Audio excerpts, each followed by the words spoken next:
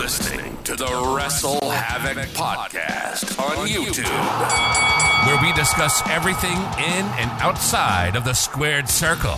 We talk all that goes on in the realm of WWE and AEW every week. And now, here's your host, the one that will give you a reality check on pro wrestling, Flamin' Ricky DeReyes. This is the WrestleHavoc Podcast.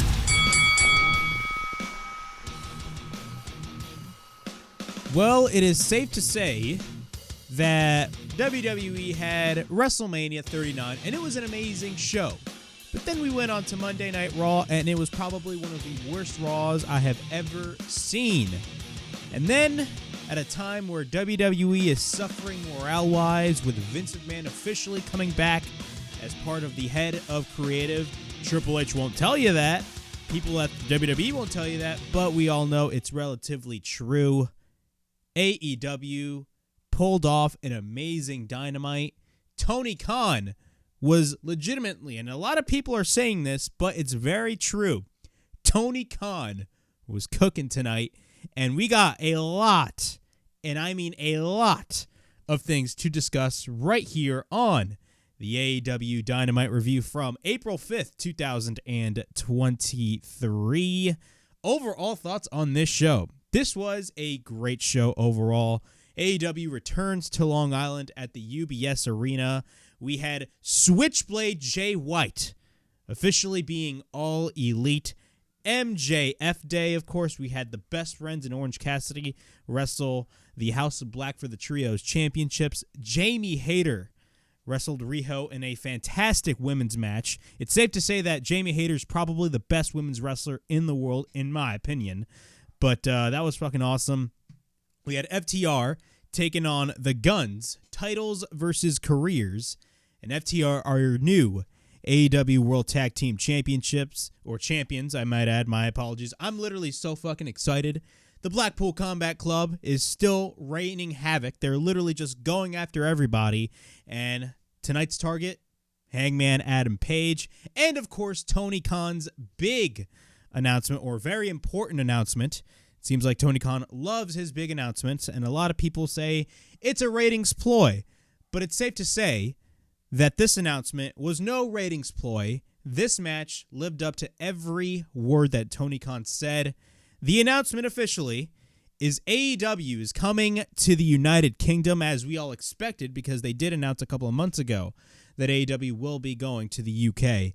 But in no generic arena, they announced AEW's All In, not All Out, All In at Wembley Stadium, August 27th. Yes, you heard it right. Wembley Stadium, a 90,000-seat stadium for an AEW show, for their debut in the UK.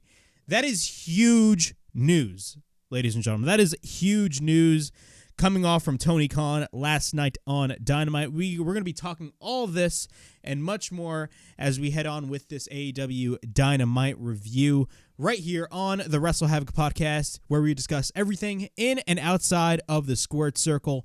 Make sure to like and subscribe for more content, and as the freaking referee would say, ring that damn bell for more notifications. Also, the WrestleHavoc Podcast is also available on audio platforms. It is available on Apple Podcasts, Spotify, Anchor, and Google Podcasts. So if you guys want to listen to the WrestleHavoc Podcast in audio format, it is available on all of those platforms.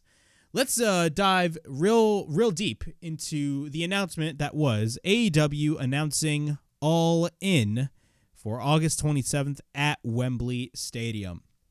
This is nothing but positive and huge news for the company.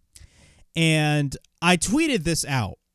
And it's very, you know, I know that may sound very, you know, marquee-ish, if that is the word to say for what I'm about to say, but I don't know, man. It's like AEW had a wave of momentum in 2021.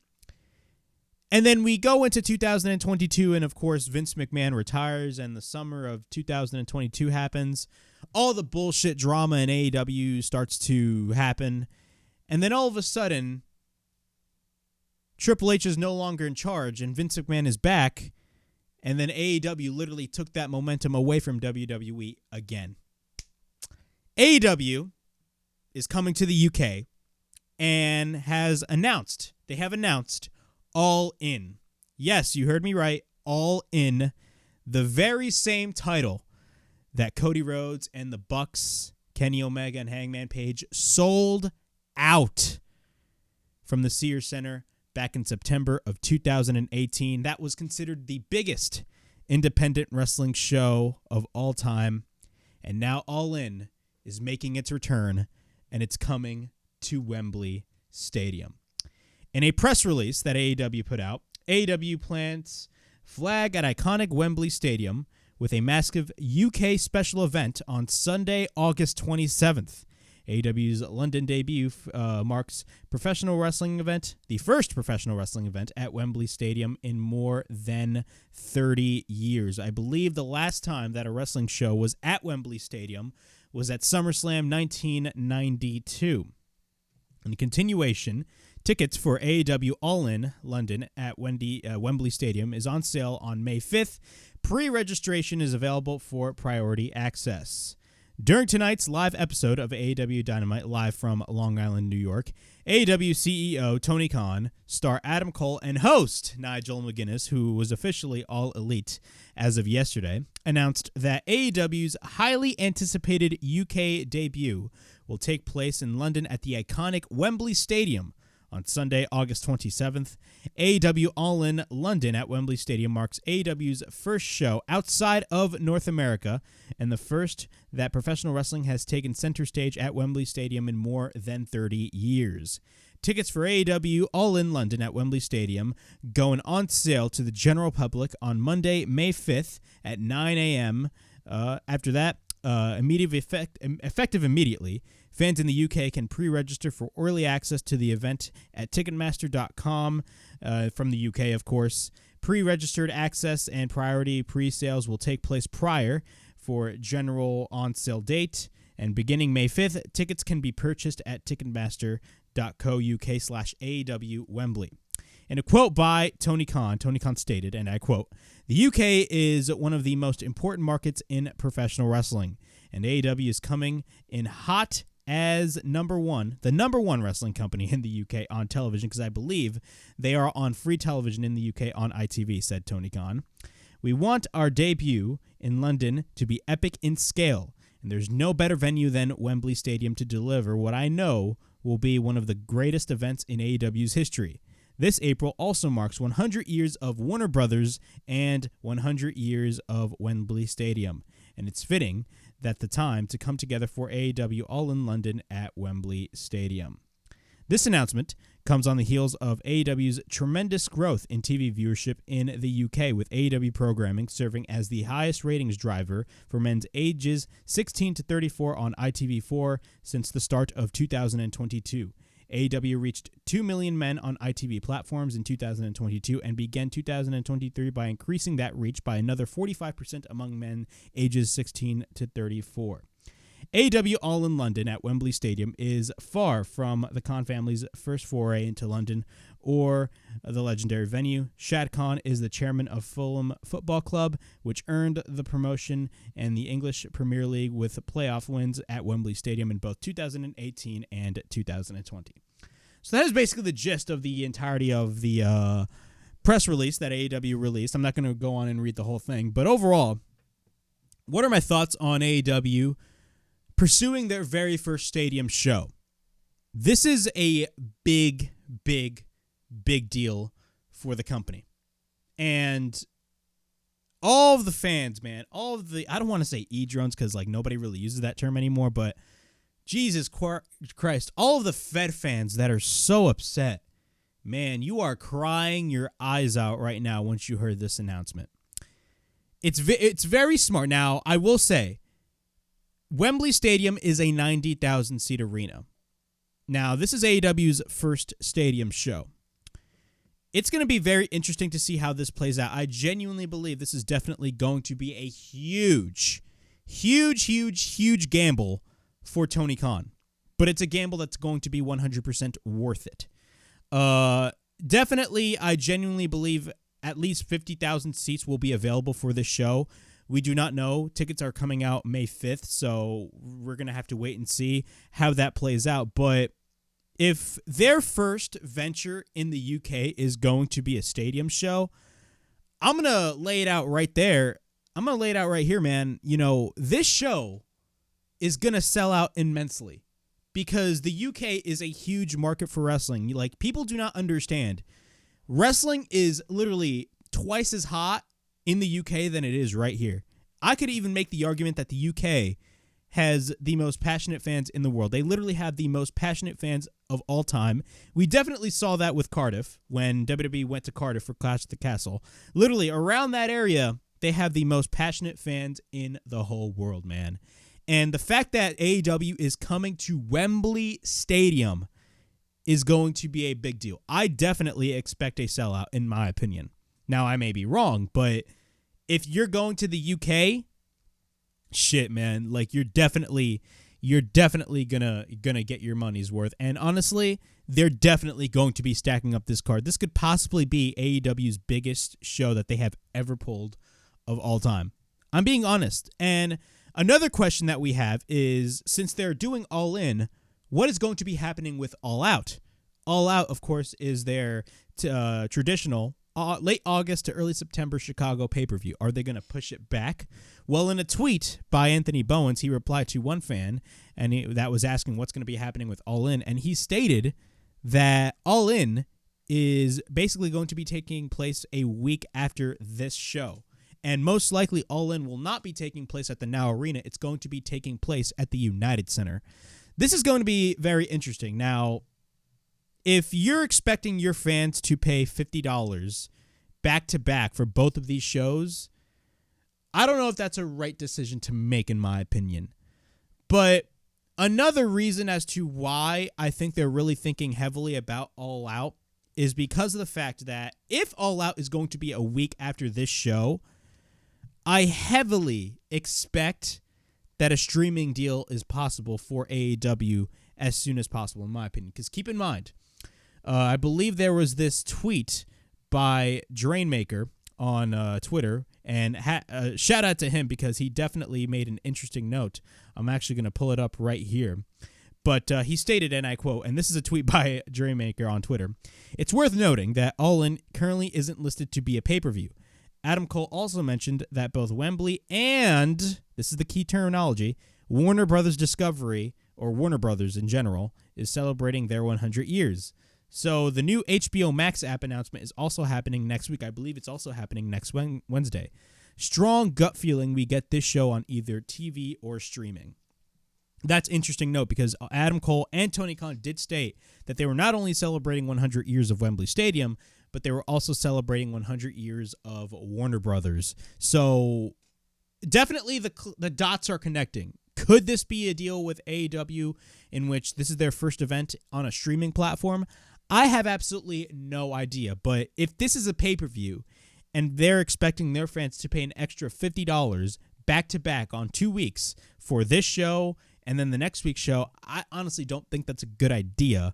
And WWE has a history of doing that when they were running pay-per-views. I can remember back in 2006 where they ran 16 pay-per-views in 1 year. Usually a normal WWE calendar year would be 12 months, but in that year alone, they had 12 pay-per-views. Not 12, they had 16 pay-per-views in the year 2006, and I believe they had December to December 1 week, and then the next week they expected fans to pay an extra $40 to $50 for Armageddon.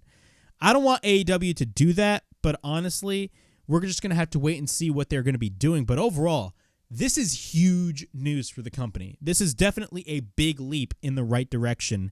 And honestly, it's safe to say that AEW definitely got their momentum back. And for all the fans that are constantly complaining, oh my God, AEW can't grow their audience, this is a pure example of growth, in my opinion. They're expanding to different international markets. That is the example of growth. People honestly expect things to happen with just ratings. Ratings are not just the catalyst for business, people. Okay, yes, ratings do matter, but that is not the only catalyst regarding your business. Your live attendance, your sponsorship deals, like international markets, that's the whole importance of growing your business. And this is a pure example of AEW growing their business. So all you people that are constantly complaining AEW doesn't grow their business, well, you guys are completely silent right now. Overall, this is a huge leap, a big deal for the company, possibly their biggest show ever. And honestly, man, I am 100% excited to see where this goes, man. This is going to be an absolutely epic show. Could this be a scenario in which CM Punk makes his return to AEW? Because you know for a fucking fact that this show is going to be a big deal. The card is going to be stacked. There's no doubt about it. There's no way AEW is booking Wembley Stadium and they're not going to book a stacked card. They definitely have an ace up their sleeve. And you know what? I'm 100% excited about it. And a lot of people on social media and on many different podcasts, I'm putting these people over, basically stated the same thing. And I 100% agree. What match could fill up a stadium the size of Wembley? The answer is pretty simple. CM Punk versus Kenny Omega. That match can literally sell out. That match alone can literally sell out Wembley Stadium.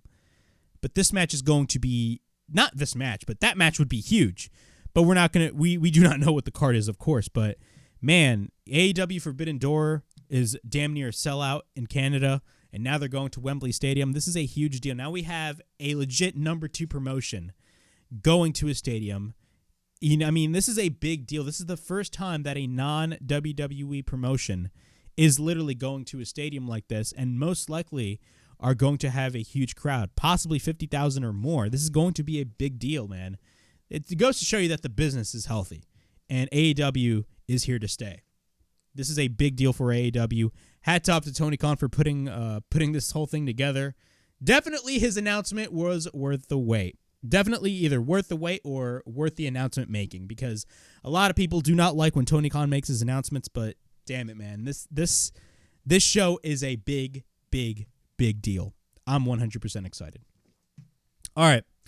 Let's get on with AEW Dynamite. Overall thoughts on this show. I thought this was a very, very, very good episode of Dynamite. Clearly, this episode of Dynamite was 100% better than Monday Night Raw.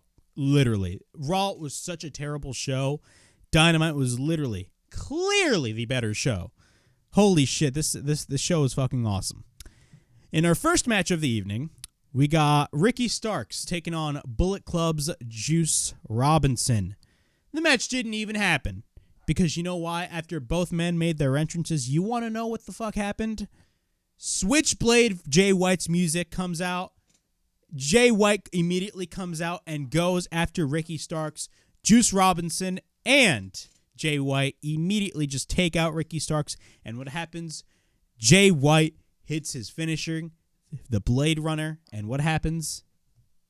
Jay White is officially All Elite. He hits the Blade Runner and lays out Ricky Starks. So what are my thoughts on Jay White officially being All Elite? This is a huge signing for AEW. Now, I know a lot of people do not like when AEW signs a lot of people because then they're going to, quote-unquote, overload their roster. But you got to understand, with the caliber of the talent of Jay White, I think it makes total sense for him to go to AEW. Now, a couple of weeks prior, a lot of people were saying, man, he should go to the WWE because he'd be treated so much better in the WWE under Triple H. Because you know for a fact a guy like Triple H definitely would have wanted a guy like Jay White, honestly. And that is very much true. And there could very well be the possibility of Jay White, if he went to AEW when Triple H was in charge, to be lost in the shuffle if he went to AEW during that period of time. But I actually view the Jay White signing as a huge get for AEW because he's not going to be immediately thrusted into the main event scene. You know, fans really think too much when it comes to this shit. Whenever a company brings in a guy or signs a guy, they immediately think they're going to get pushed to the moon, blah, blah, blah. You got to wait. You literally have to wait. This shit takes time. And when it comes to Jay White, he is definitely going to be a certified main eventer. You don't honestly think that Tony Khan is viewing a guy like Jay White and being like, this guy is going to be my world champion. I guarantee you, in a year, Jay White will be the world champion. I'm putting that out there right now.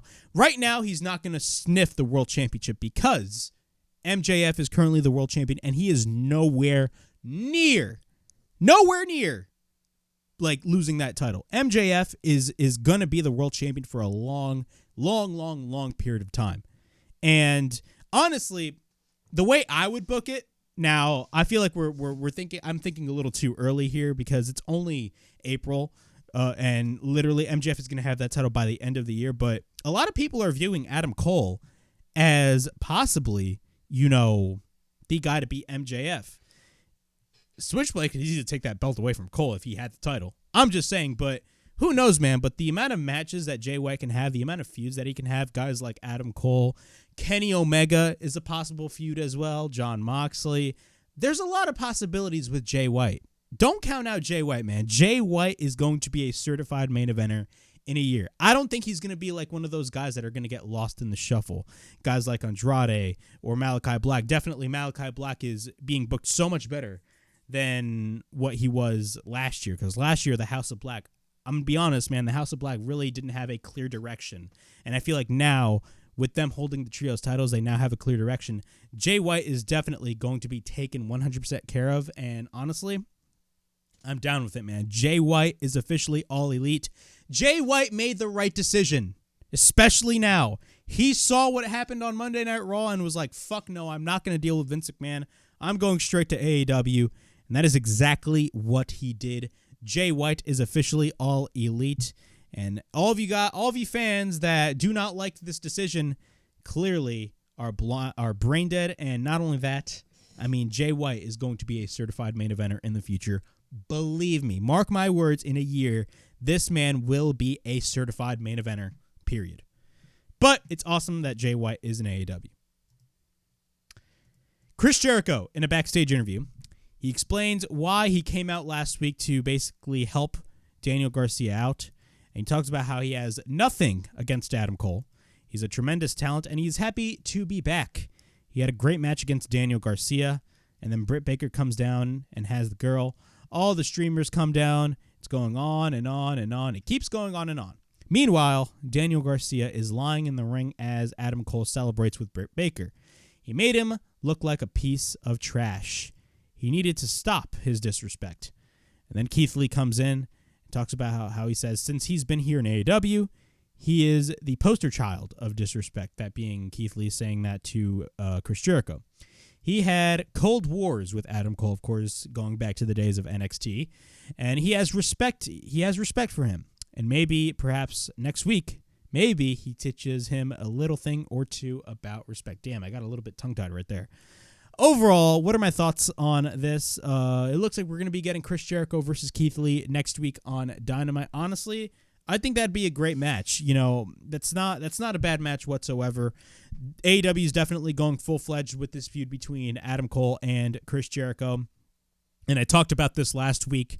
You know, I want this to blow off immediately at Double or Nothing because it looks like we're going to be getting Chris Jericho versus Adam Cole at Double or Nothing.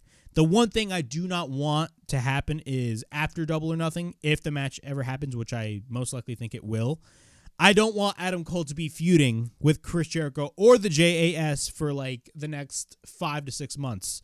I don't want this to be a JAS versus Blackpool Combat Club situation because God knows that feud has lasted so fucking long. Look, I'm an advocate for long-term booking, but Jesus Christ, that feud went way too long in my opinion, and it should have ended like matterly the way that it did. But it didn't end. It literally ended like by the end of last year, which is ridiculous. But again, I definitely see a match between Chris Jericho and Adam Cole. People are complaining about it, which I don't know why. People keep denying Chris Jericho and saying he's a cancer to AEW, which I 100% disagree with. Literally, AEW needs Chris Jericho more than Chris Jericho needs AEW. That is a 100% fact. Chris Jericho has done more good for AEW than bad, in my opinion. And this match that he's going to have with Adam Cole, it's just going to further solidify Adam Cole as a top guy. And he's definitely going to get there. You know, I think AEW is setting themselves up for Adam Cole to be the next top babyface on par and the opposite of MJF because MJF right now is the top heel. I think they definitely need a top babyface, and Adam Cole is definitely the guy to be that top babyface. So, honestly, I think a match with Chris Jericho and Adam Cole definitely can further elevate Adam Cole as more of a top guy, as he should be. But we're definitely going to have to wait and see what they do. But I'm definitely curious to see what they're going to be doing, man. Chris Jericho versus Adam Cole is definitely a feud that I want to see. But again, mark my words, I do not want, after Double or Nothing, if the match most likely will happen, I do not want to see Adam Cole feud with the JAS for like the next 5 months. We then get best friends with Orange Cassidy taking on the House of Black for the AEW World Trios Championships. This was a great match overall. Fantastic stuff by both teams. House of Black is on fucking fire as the Trios champions. They're taking on Orange Cassidy and the Best Friends. The Best Friends come out with Sue. Of course, that is the mother of Trent Beretta, I believe. They come out with the van, which is great to see. I believe the last time we saw her was back in 2020. That was great to see. But overall, what are my thoughts on this match? This match is definitely what you would expect out of a House of Black match or out of a Trios match to begin with. Just spots after spots after spots, amazing spots, great athleticism, great moments. Oh, I want to say great moments. I sound like everybody's going to be remembering this match for like the next 10 years. But just great stuff we saw in this match. This was a great match overall. Trent and Malachi Black start. Both men exchange shots. We get a roll-up by Malachi, and then we get a near fall. We then get a jumping knee strike by Trent, but then Chuck Taylor makes the tag. Malachi Black then goes for a couple of kicks, and then we get after that, Malachi sweeps the leg of Chuck Taylor, taking him down. Brody King then tags in. He misses the senton, and then we get an enziguri by Chuck Taylor, but then Buddy Matthews tags in. Cassidy then makes the tag and then throws his sunglasses at him. After that, we get a tornado DDT blocked by Buddy Matthews. He proceeds to pick up Orange Cassidy, and then he drives his head first onto the top turnbuckle. After that, Malachi Black tags in, but then Brody makes the tag once again. He takes out all of the Best Friends, and then both teams fight it out. At this point, the heels gain the advantage. And then Brody King sends Chuck Taylor on the chair onto the outside with the crossbody, and then we get a head scissors taking Buddy to the outside by Orange Cassidy. Cassidy, or I should say no, we get a crossbody by Brody on Chuck Taylor on the outside with the chair. And then Cassidy drops down and gets caught by the House of Black and gets driven face first onto the apron. After that, Trent goes over the top rope. But then he gets caught and gets driven onto the apron, but then he throws Trent, landing him in a right hand. After that, once we're back from commercial break, Cassidy goes for the crossbody, but then Buddy Matthews gets taken to the outside. Brody then, by accident, suicide dives on the House of Black when the Best Friends missed, or I should say ducked. The Best Friends then take Cassidy up, and then Cassidy goes for a somersault with the leverage of the Best Friends. After that, Cassidy goes for a somersault, triple powerbomb chokeslam then by Malachi Black. And then we get a cover and a near fall. After that, Cassidy misses the orange punch, and then we get a knee strike. Then we get the Boss Man Slam by Brody, and then we get a knee by Trent, and then after that, we get a brainbuster by Malachi. So at this point, spots after spots are happening. We get a bunch of amazing kicks. You guys know how I love Cassidy's kicks. After that, Malachi goes for a kick. Cassidy then hits the Stunt Dog Millionaire, but then we get a double drop kick off the top by Trent Beretta. Malachi Black then hits a knee, but then Trent fires back with a lariat, and then he hits the pile driver, but then Buddy Matthews gets caught. After that, he gets hit with the pile driver, and then Brody comes in, but then Trent goes for the power bomb, but then Orange Cassidy does not go for the orange punch, and then he hits the pile driver. We get a cover and a near fall, but then Cassidy goes for the orange punch, but then Buddy Matthews gets he proceeds to take him out, but then we get a roll-up by Chuck and a near fall, and then again by Chuck. Then we get a near fall, we get a stomp by Buddy Matthews, and then we get a cover, and the House of Black retain the AEW World Trios Championships. Overall thoughts on this match. As expected, the House of Black was going to be retaining those titles regardless. This was a great match overall. Great athleticism. Great match overall. Best Friends looked great. I loved Cassidy. I'm starting to really enjoy the Best Friends more than I already do. I think the Best Friends definitely could have a shot in the future for those trios titles. I think there can be a position for them. But again, man, we're just going to have to wait and see. But overall, the House of Black are still your AEW World Trios Champions.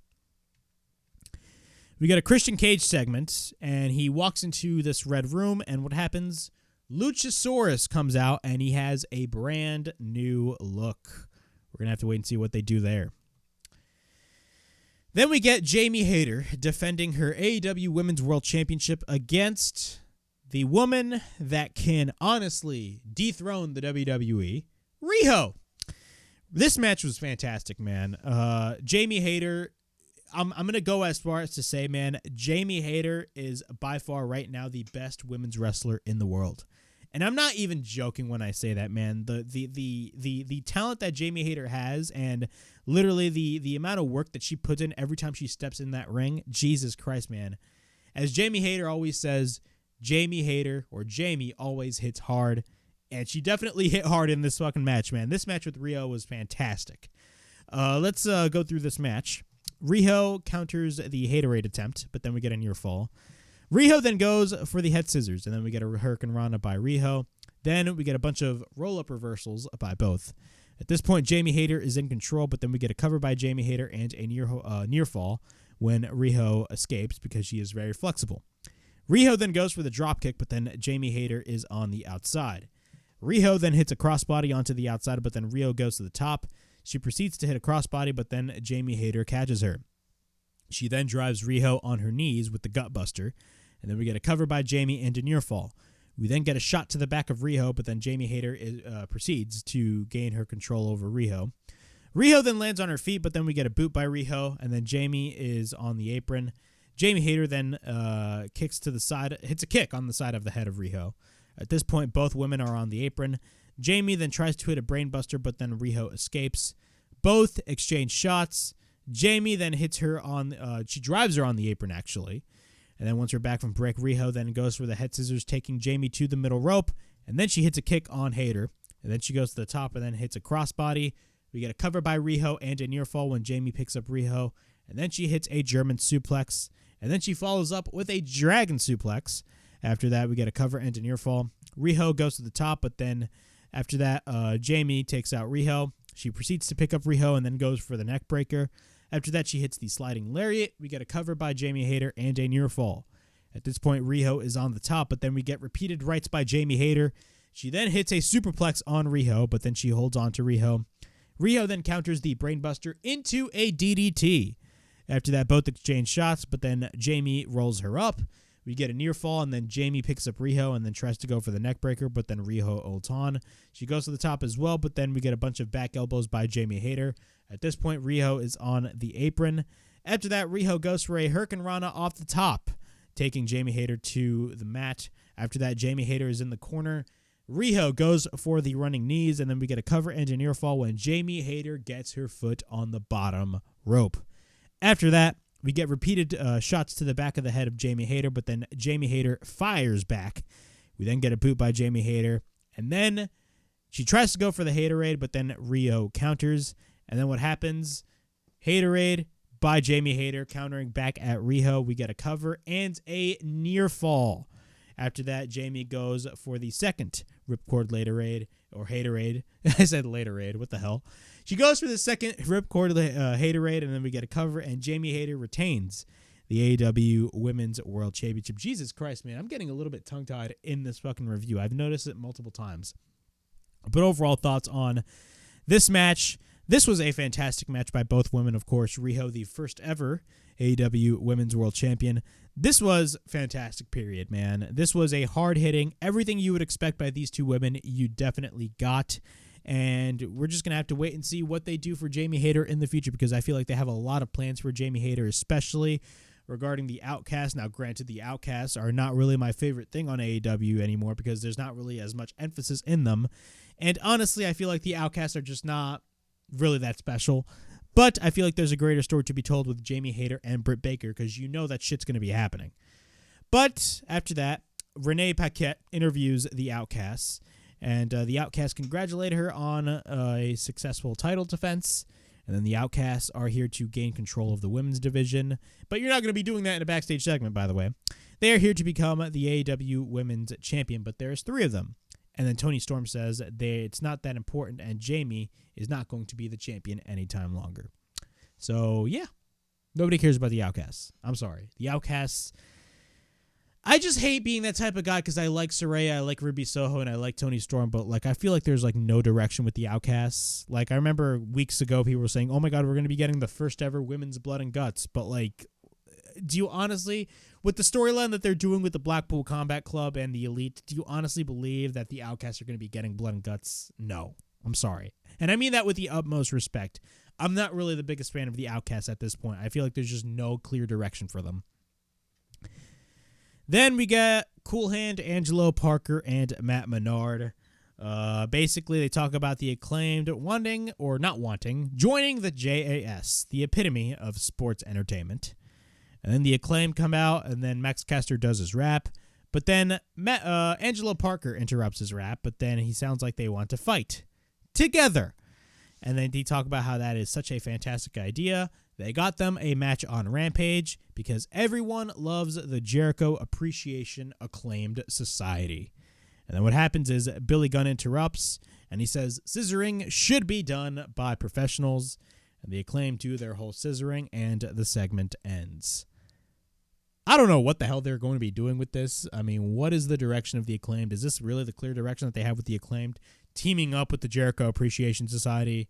I mean, I don't know, man. I'm not really that interested in that. I mean, the Acclaimed, I love the Acclaimed, and they're doing great, but, like, really, that's the best you got for the Acclaimed? Nah, I pass. After that, we got this amazing, and I mean an amazing segment. We got MJF Day. Yes, MJF returns to his hometown of Long Island, New York, and all the fans love MJF in his hometown. Overall, man, this segment was great. Everything about this was just flat out entertaining. And we're going to be going through this whole segment. So, MJF Day, he introduces us to all of them, welcomes us to MJF Day because he is the devil himself. He is Maxwell Jacob Friedman, MJF. And right now we are here to celebrate the best day of them all. We're celebrating in the most magical place in the world. It is so magical. Long Island, New York. MJF literally has a whole fucking orchestra on the stage, and he's literally speaking in front of it. And then what happens after that? MJF sings. And I mean, he was singing. Like, MJF literally was singing along with his orchestra. The crowd loves MJF. This was hilarious. After that, we got Joseph Saldiano. I think that's his name. And the crowd does not love him. So we're in the ring. And he talks about Maxwell Jacob Friedman and talks about how he is the pride of Long Island. He wears the Long Island on his sleeve, and he is the world champion and the hometown champ. And he gives MJF the key of Long Island. They gave him one earlier in the day, but it was too small for MJF standards, so they gave him a much larger key. So after that, he talks about how today is going to be officially known as MJF Day. And he talks about how this is a huge honor. Some would even say, you deserve it, clap, clap, clap. So now MJF is speaking. And then the crowd actually chants, you deserve it, clap, clap, clap, clap, which was great to see. You literally, the small things, MJF can literally control the crowd like that. That's what makes him so great. And talks about how there are some people who don't deserve it. Guys like Sammy Guevara, Darby Allin, and the worst of all, Jungle Boy. And the only thing Jungle Boy will have is his girlfriend and a tiny little penis, which is funny as fuck. And he tells us his backstory. When he was a kid, he suffered from ADD.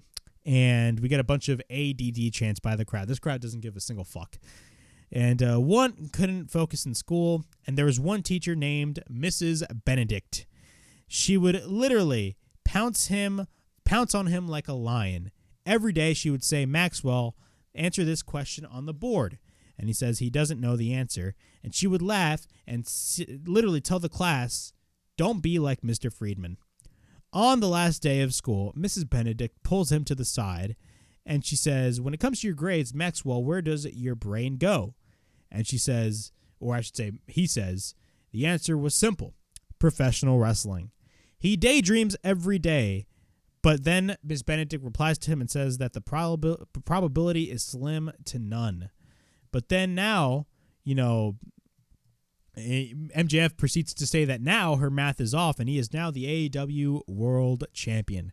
And this was my favorite line by MJF. Here's a lesson for all of you people in Long Island. Don't be a Miss Benedict. That is the equivalent. Don't be a stupid bitch. Literally, he called his 8th grade teacher, Miss Benedict, on live television in front of an arena at UBS Arena, a stupid bitch. If MJF is not a savage, I don't know what the fuck is a savage. That was hilarious. If you're a Long Island kid saying you can't accomplish your dreams, if you bust your ass, you can be anything you want to be. Except for, of course, him. Because he is MJF, he is Maxwell Jacob Friedman, and he is better than you, and you know it. And then he leaves the ring and he walks up the stage and he asks if we want to hear an encore or what. Someone then basically just makes noise in the orchestra, and then literally MJF screams at the guys saying, literally, we've been practicing this shit for months. But what happens? MJF turns around. It's fucking Jungle Boy. Jungle Boy literally comes in. Both men brawl. When MJF, now this is the thing, man. You know how MJF is super over? When Jungle Boy literally attacks MJF, he attacks MJF and both kind of roll over, kind of attacking each other. When MJF would gain the advantage in the brawl, you would literally hear a pop in the crowd of Long Island. That is how over MJF is. This man is ridiculously over. But after that, both men brawl, security comes in, and then what happens? Sammy Guevara comes in and holds up the Triple B, the AEW World Championship, and basically anoints himself like, hey, I want to be the world champion. So overall, before we get into Sammy Guevara versus Kommander, what are my thoughts on this segment? MJF Day was just pure perfection, man. MJF literally knows how to control a crowd. If you don't really think that, then honestly, I do not know what show you're fucking watching, because clearly there is a lot of MJF hate out there. But literally, one of the things that makes AEW great is the promos of MJF. Like, literally, he's one of the best things about AEW. And honestly, man, MJF, man, is hilarious. The fact that he called his teacher a stupid bitch on live television was the funniest thing in the world. But everything about this was just pure perfection. You knew that the crowd was going to be pro MJF as soon as he came out, because there was many instances before when AEW was in Long Island that MJF literally got cheered. I remember times during the CM Punk and MJF feud where CM Punk would come out in the crowd of Long Island, and Long Island would boo the shit out of CM Punk and cheer MJF, even though MJF was the heel and CM Punk was the babyface. Overall, this was a fantastic segment. Everything about the segment was pure perfection. And if y'all want your sports entertainment here, you got your sports entertainment in this shit. This was fantastic, man. Great stuff overall by MJF. And MJF Day is now going to be an annual thing. All right. We then got Sammy Guevara taking on one of the best luchadors in the world. Not the best, because the best goes to El Hijo del Vikingo. Kommander. Of course, Kommander is coming off a match against El Hijo del Vikingo at Supercard of Honor this past Friday, which was a great opening match. That match opened up Supercard of Honor. That match was fan-fucking-tastic. Overall, this was a great match. Kommander literally walked the ropes so many different times. Like, I just couldn't believe it. But overall, this was a relatively short match, not a long match, but definitely worth your watch in my opinion. Sammy immediately drives the knees on Kommander. Kommander is on the outside, but then Sammy slides to the outside. Sammy then comes up the apron and then goes for the springboard moonsault. And then Sammy lands into a thrust kick by Kommander. Kommander then goes to the top, and then he walks the ropes and hits a shooting star press. We then get a cover and a near fall. Sammy is on the outside, but then Kommander goes to the top, but then he walks the ropes, and Sammy counters by hitting him with the knee to the outside. After that, once we're back from commercial break, Sammy is in control over Kommander. Sammy Guevara then hits the knee, but then he picks up Kommander, and then Kommander is up on the apron. And then he hits the springboard Poison Rana on Sammy Guevara. We get a cover by Kommander, and we get a near fall. After that, Kommander goes to the top, and then he once again walks the ropes and hits a senton on Sammy on the outside. Kommander then goes to the top, but then he misses the shooting star press, but then we get a boot on Sammy by Kommander. Sammy is on the outside, and then Kommander looks like tries to go for a 619-like move, and then after that he misses, and actually what happens is he tries to hit the Phoenix Splash, and he actually manages to hit that Phoenix Splash. We get a cover and a near fall, and then Kommander walks the ropes and hits the shooting star press. Sammy Guevara then hits the knees, and then we get a cover and a near fall. Sammy then picks him up, but then Kommander counters and rolls him through, and we get a near fall. Sammy then goes for the thrust kick, but then Sammy is on the apron. He goes to the top, but then Kommander hits a kick. Sammy then goes to the top, but then Darby is up on the rafters. Kommander is up the top, walks the ropes, but then Sammy hits an immediate cutter countering Kommander. And after the cutter, he picks him up and he hits the GTH, and then we get a cover. And Sammy Guevara gets the win. After the match, Tony Schiavone interviews Sammy Guevara, talks about how he will take that. He did something the world champion doesn't do, wrestle. Honestly, well, he didn't know if he was watching American Idol or professional wrestling. And then we get a bunch of shut the fuck up chants. If there's one thing I can say about the Sammy promo, man, the crowd shit on Sammy Guevara. He came out here and he beat every one of the pillars. And after that, when both of them wrestled, he talks about how both of them wrestled in Jacksonville. Of course, I remember that match vividly. That was, I believe, a couple of weeks prior CM Punk returning, I believe. Correct me if I'm wrong. But both men wrestled in Jacksonville. And he had him literally until another person he used to help him win. Shawn Spears hit him with the chair. So they are supposed to be the four fillers, but it's safe to say his side wasn't built by him. It was built by the people he tricked to get there. He lied, cheated, and manipulated to get to the top, and he is almost jealous of it. He would hate who he is if he was getting to the top. Who the hell are you, Max? He was once Cody's friend, and then Tony's friend. He was in the inner circle, but then he sold his soul to be a pillar here. That is why, as far as his side, he built his shit. After that, he put his heart and soul into this place, and he honestly doesn't care because he isn't going anywhere. He loves AEW. He isn't using this place to go anywhere else. He isn't using AEW for leverage. He met his wife here. He won championships, and he'll be damned if some rich bitch tries to break this company and use it for leverage. And then he talks about how screw Darby Allin, screw Jungle Boy, and screw MJF because Sammy Guevara is your next world heavyweight champion. This was not a bad promo by Sammy Guevara. I know Sammy Guevara gets a lot of criticism regarding his promos, but honestly, this was not a bad promo by Sammy Guevara. Really, the only thing was the crowd. I mean, I'm going to be honest, man. Even though Sammy Guevara is fine when it comes to his promos, he does not have the ability to control the crowd like MJF does. Like, Jungle Boy, MJF, and Darby Allin are great at promos. And I'm not saying Sammy Guevara is not great as promos, but if you were to rank all four pillars, Sammy Guevara is like literally below all three of the rest of the three. And if you were to rank the four pillars in general, Sammy Guevara would be below the rest of the three, in my opinion. But overall, this was not a bad promo. Definitely, you know, AEW has damn near 2 months to build this whole thing because Double or Nothing is literally at the end of May. So they're literally going long-term with this whole four-way match that most likely they will be booking for Double or Nothing. And honestly, I'm 100% excited now. The attention with MJF was turned with Jungle Boy, but now it looks like it's going to be turning with Sammy Guevara, which is going to be leading up to the next couple of weeks leading towards Darby Allin. So I definitely am very interested to see where they're going with this, but most likely we are going to be seeing a four-way match with all four pillars for the AEW World Title at Double or Nothing. That is just my assumption, but I definitely see that direction happening.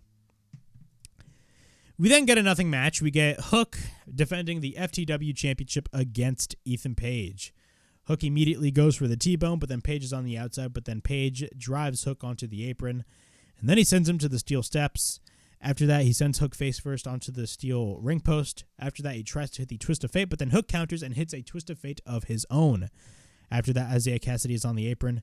Matt Hardy and Ethan Page play tug-of-war with the FTW belt, but then what happens? Matt Hardy hits Ethan Page with the belt intentionally, and then Hook applies the Red Rum. Hook wins the match and retains the FTW Championship. It looks like Matt Hardy is now, in a way, a babyface alongside Isaiah Cassidy. And we're just going to have to wait and see what they do, man. I don't know why. This whole Ethan Page, Matt Hardy shit with Isaiah Cassidy, even though it was a really stupid thing to do, I don't know, man. It's starting to grow on me a little bit. I mean, they started to become a little bit entertaining, especially Isaiah Cassidy, man. Isaiah Cassidy got that moan over. He literally got that moan over. If you guys haven't checked it out, there's a bunch of clips of Isaiah Cassidy literally whispering the moan at people's ears, but like he literally got that moan over. Overall, normal match. Who cares? It's Hook. Hook is great, but really, this is not really an important part of the show, in my opinion. We then get the Blackpool Combat Club in action. This was a great match this was not even a match. What am I talking about? This was a great segment overall. They basically take out everybody. We get a spike pile driver on the outside by Claudio with the help of Moxley. Yuta is in the ring, and then he applies the single leg Boston Crab. Moxley then applies the Bulldog Choke, and then we get a German suplex by Yuta, with Yuta driving the elbows on their opponents. After that, the BCC get the win, and then Bryan Danielson cuts a promo, talks about how he was at home with his family. He talks about how he loves his family. You know who else he loves? He loves Jon Moxley ripping in people's mouths. He loves Claudio Castagnoli destroying people. And he loves Wheeler Yuta, even though if he is a little shit, he still loves him. Do these guys look like professionals to you? They look like somebody that the EVPs might have hired. They are amateurs, impatient or impotent amateurs. And as he looks around this building tonight, the four of them, they are the only four wrestlers in this building that are professionals. And then what happens? Hangman Page comes out alone. He attacks him, but of course, it's the numbers advantage. The Blackpool Combat Club literally proceed to just ram on Hangman Page. And while they are attacking Hangman Page, Bryan Danielson continues to cut this promo. And he basically what happens is he asks Hangman Page, do you want to know who a professional is? Claudio Castagnoli. Do you want to know what a professional is? Jon Moxley. Do you want to know what a professional is? Wheeler Yuta. At this point, Bryan is screaming at the top of his lungs. And Bryan then takes out a screwdriver. And he takes out the screwdriver and talks about how he's been building with his kids when he was at home. And what happens is Bryan Danielson shoves it in the eye of Hangman Page while the Blackpool Combat Club literally hold Hangman Page for Bryan Danielson to literally poke that shit on the eye of Hangman. And then Bryan Danielson said, like he said, they are the only real pro wrestlers in the building tonight. Hell, they are the only pro wrestlers in all of damn America. And they all stand tall as the Blackpool Combat Club reigns supreme. Overall, this segment was fantastic. This was top tier storytelling overall. This was definitely storytelling at its finest. And this feud is not over when it comes to the Blackpool Combat Club and the Elite. It is just getting started. And with the addition of Bryan, we're finally returning to the Blackpool Combat Club. This is honestly a step in the right direction, man. There was a lot, and I talked about this last week, there was a lot of skepticism regarding the Blackpool Combat Club last year after William Regal left.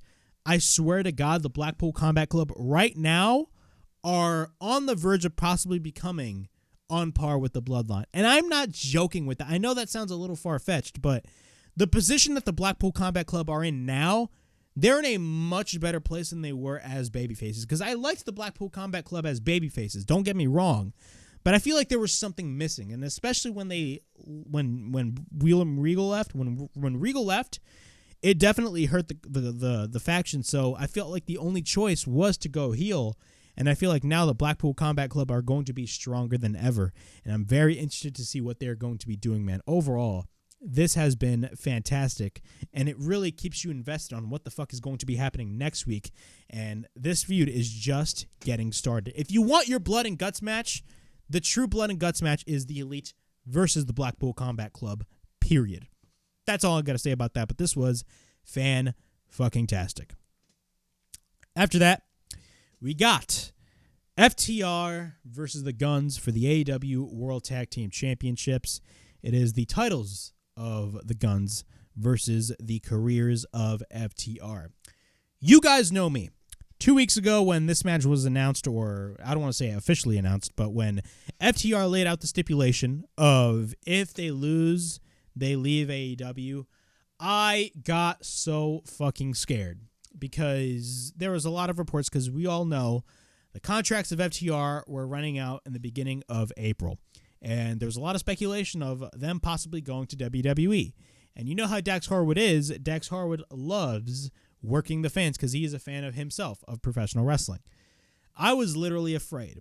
But then, when the whole Vince McMahon news dropped earlier this week, honestly, I'm being honest, man, I had more hopes that FTR was actually going to be winning this match, but there were times in this match, the way this match was booked definitely gave you the sense that, like, holy shit, FTR could actually possibly leave AEW.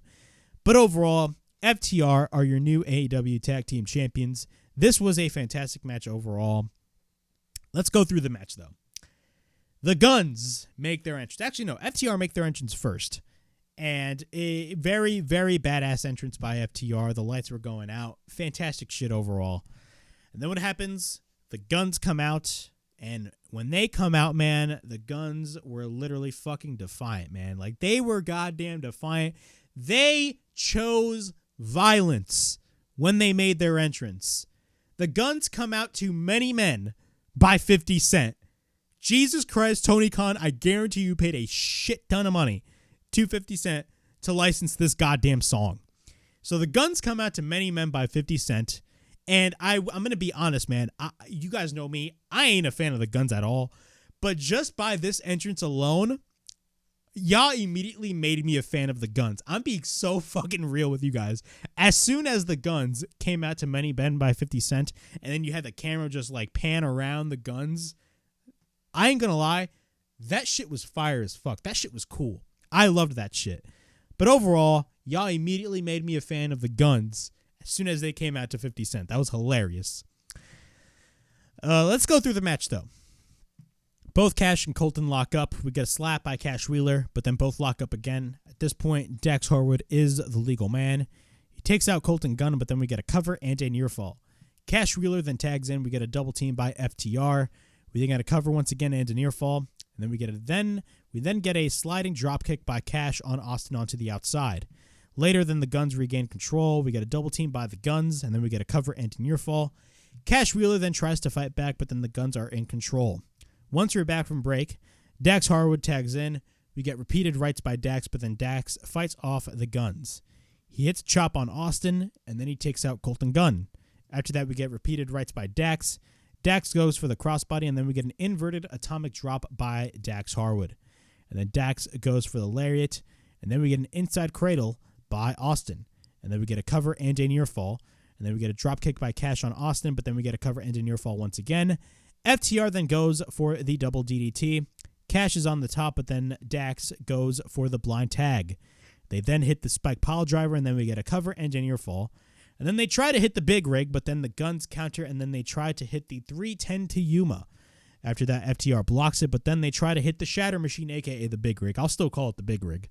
After that, we get a cover and a near fall when Colton drags Dax out. So at this point of the match, I honestly thought that the way this match was booked, I was like, oh shit, they're going to fucking cheat and they're going to win the titles. What happened after that? After that, the referee almost is going to DQ the match, and honestly, if he makes the DQ, that means that, you know, the careers of FTR are over. Cash is on the outside, and then he gets sent to the post. What happens is that we get a roll-up by Dax, but Colton holds on to Austin, but then Dax takes out Austin, or Colton off the apron. Austin then hits the Famouser, and then we get a cover and a near fall. Austin then takes Dax Harwood, but then Dax counters. Dax goes for the backslide on Austin, and then we get a near fall. Dax then goes for the inside cradle. We get a near fall. And then he goes for the jackknife pin. Then we get a near fall. After that, Austin then hits the low blow. The referee tries to call for the bell, but then what happens is the Guns hit the 310 to Yuma. And then they take Dax to the top. Dax Harwood fights back, but then Austin gets taken down. But then Colton drags the belt to Austin, but the referee sees it and immediately steps on the belt. After that, he puts it away. But then what happens is as soon as the referee was turned around, Colton drags him the second belt. After that, the referee does not know it. Dax tries to drop off the top with a headbutt, but then he lands into the belt without the referee seeing. And then we get a cover and a near fall. Colton makes the tag.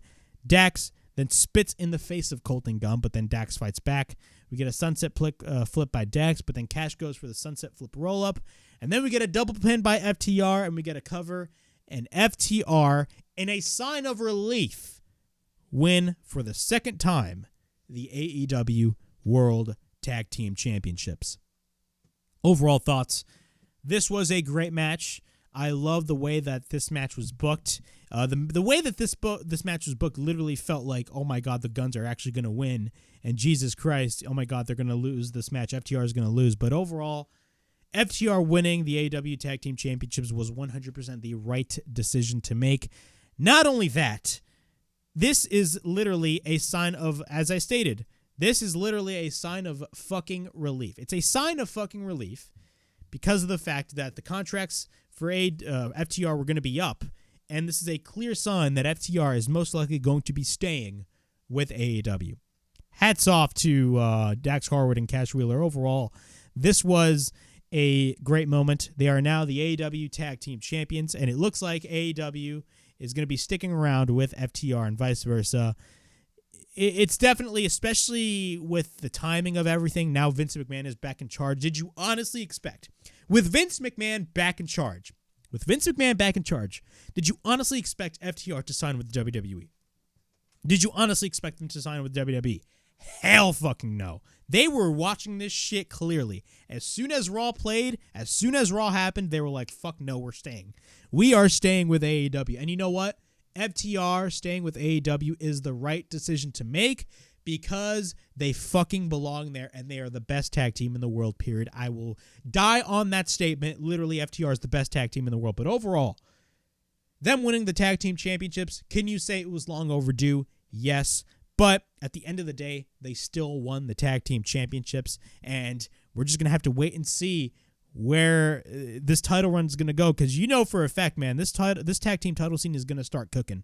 You know, we're going to, the tag team title scene for the past couple of months in AEW definitely suffered, but overall, man, we're going to be getting that, those early years of AEW in the tag team division. I'm definitely very excited, and now with FTR at the helm of the tag team division, sign me the fuck up, man. I'm definitely excited, but FTR are your new AEW World Tag Team Champions. But yeah, that was my Dynamite review from April 5th, 2023. Overall thoughts on this show. This was a great show. This literally blew Monday Night Raw out of the waters, in my opinion. Raw was a garbage-ass show, and who knows what the hell is going to happen with SmackDown, but AEW Dynamite is here to fucking stay, man, with the announcement of the UK Wembley show. That is going to be a big deal. The fact that they are going to a stadium is going to be amazing. This is going to be a big deal for AEW, man. These next couple months are going to be huge for AEW, in my opinion. And I'm 100% here for it because at the end of the day, professional wrestling wins. But overall, this show was great. The announcement definitely lived up to all the hype. And overall, great show. Fantastic show by AEW, and hopefully they can keep all this momentum up. Literally, as I stated at the top of this review, they had momentum in 2021. WWE took that momentum away last year, and then what happens? In a span of 3 hours on Monday, AEW took that momentum right back, and now they got that full-fledged momentum. So AEW is here to stay. Dynamite was fantastic, and yeah, that was my Dynamite review from April 5th, 2023. Please like, subscribe, comment down below. Push that bell for notifications and be on the lookout for more videos right here on the WrestleHavoc Podcast, right here on YouTube, in which we discuss everything in and outside of the Squared Circle. Make sure to like and subscribe for more content, and as the freaking referee would say, ring that damn bell for more notifications. And as always, it is Flamin' Ricky DeRays signing out.